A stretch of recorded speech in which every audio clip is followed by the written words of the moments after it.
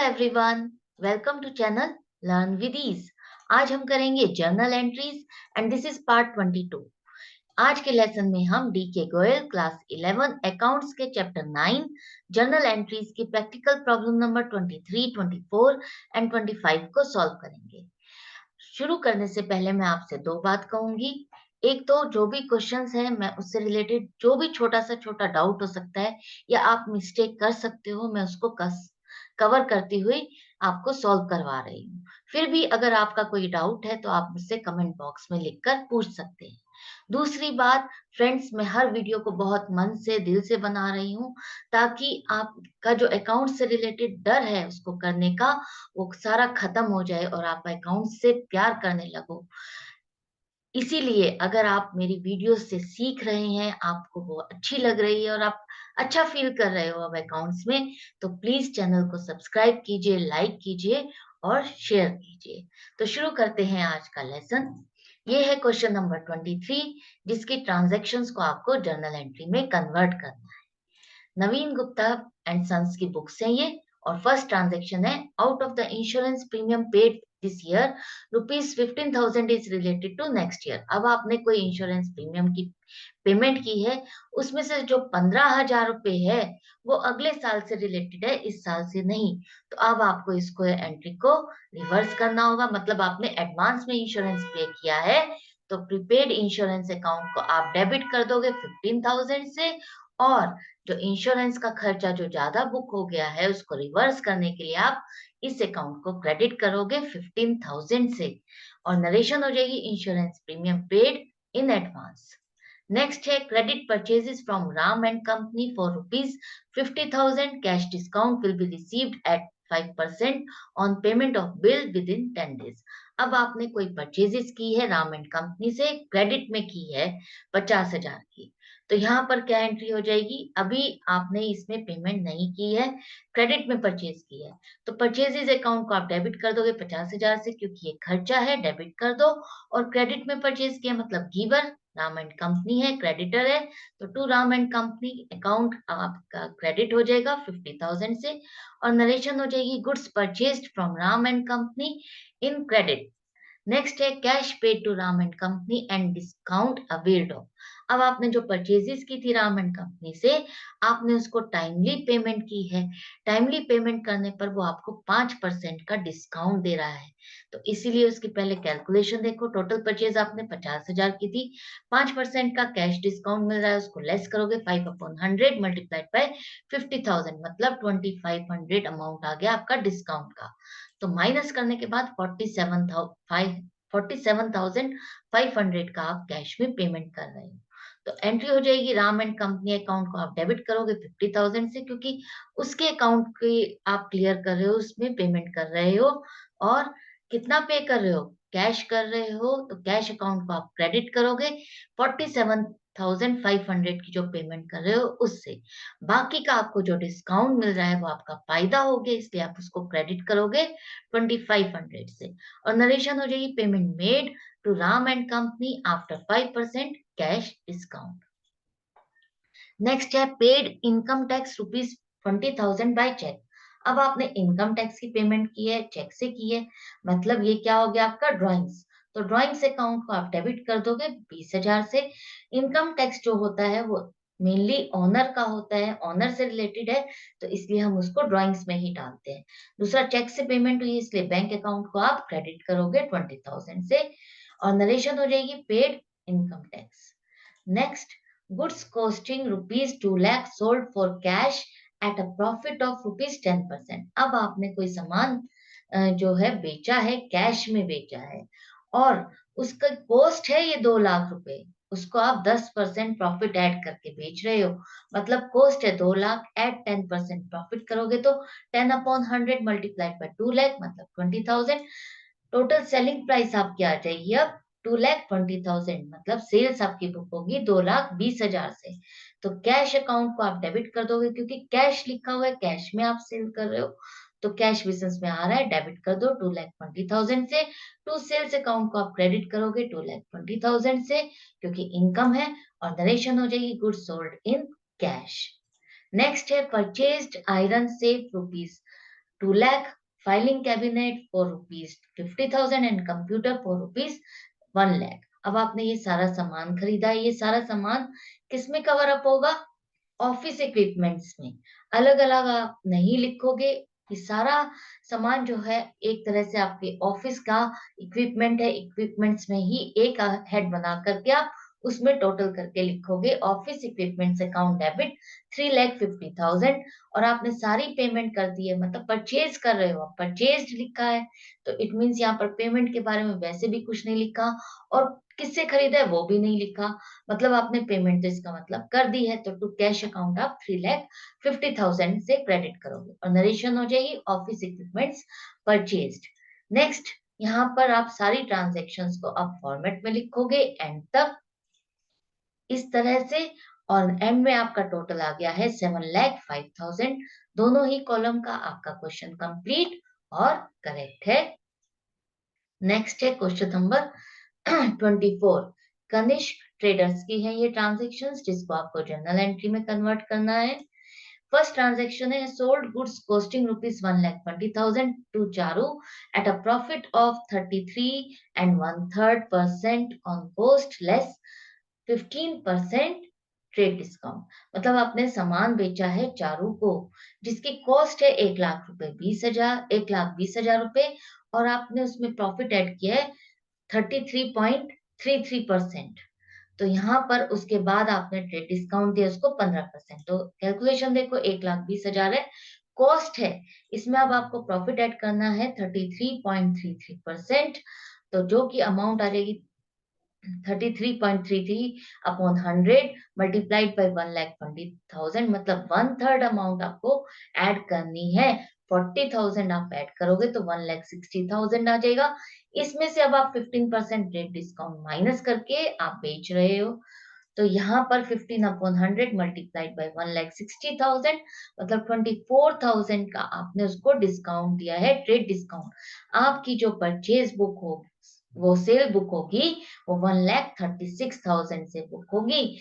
तो यहाँ पर आपने चारू को सामान दिया है, पेमेंट के बारे में नहीं लिखा, मतलब चारू अकाउंट को आप डेबिट करोगे 1,36,000 से, ये क्रेडिट की सेल है। टू सेल्स अकाउंट को आप क्रेडिट करोगे, इनकम है 1,36,000 से, और नरेशन हो जाएगी goods sold to Charu at 15% trade discount. Sold goods costing rupees 80,000 to Arun against check at a profit of rupees of 25% on cost less 15% trade discount. अब आपने कुछ सामान बेचा है 80,000 रुपए का अरुण को, जिसकी वो चेक में पेमेंट कर रहा है, लेकिन कॉस्ट पर आपने प्रॉफिट ऐड किया है 25%, उसके बाद आपने 15% उसको ट्रेड डिस्काउंट दिया है। कैलकुलेशन को समझो, कॉस्ट है 80,000 एट 25% प्रॉफिट कर दोगे तो मतलब 25 अपॉन 100 मल्टीप्लाइड बाई 80,000, 20,000 का प्रॉफिट आ गया, तो मतलब 1 लाख हो गया है अब आपकी सेलिंग प्राइस। इसमें से आपने 15% ट्रेड डिस्काउंट माइनस करना है, क्योंकि ये आपने दिया है उसको, तो 15 अपॉन 100 मल्टीप्लाइड बाई 1 लाख, तो 15,000 माइनस करोगे तो 85,000 से आपकी सेल बुक होगी। तो यहाँ पर चेक इन हैंड अकाउंट को आप डेबिट करोगे 85,000 से, क्योंकि आपको चेक मिल रहा है। अभी आपने डिपॉजिट किया है नहीं किया है इसके बारे में कुछ नहीं लिखा, मतलब नहीं डिपॉजिट किया तो हम चेक इन हैंड अकाउंट को ही डेबिट करेंगे 85,000 से। और आपने सेल्स की है इसीलिए टू सेल्स अकाउंट 85,000 से क्रेडिट हो जाएगा और नरेशन हो जाएगी goods sold at 25% rate 15% rate discount, sorry friends. और नेक्स्ट है अब paid by cheque rupees 8,400 as insurance premium for a period of 12 months starting 1st August 2016 and financial year closes on 31st March every year।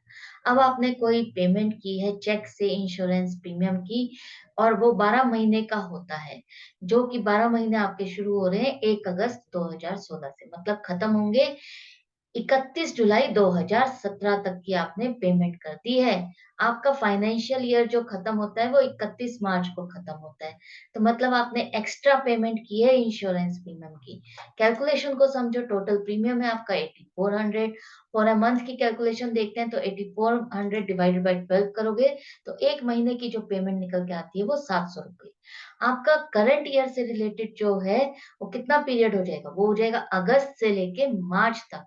वो कितना आता है, 8 months आता है। तो 8 मंथ्स का जो प्रीमियम है वो करंट ईयर से रिलेटेड है, बाकी 4 महीने का आपका प्रीपेड है।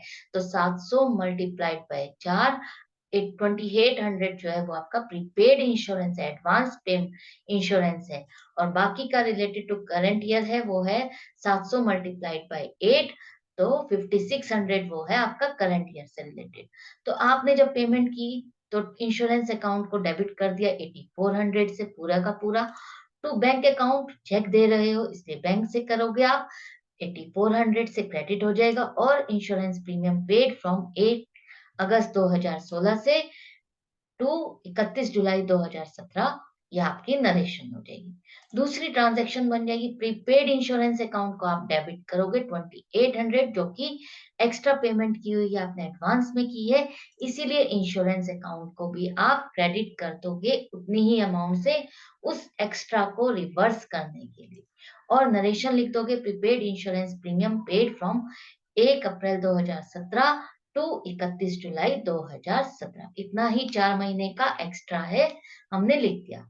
फ्रेंड्स, यहाँ पर आप एक कंपाउंड एंट्री भी बना सकते हो।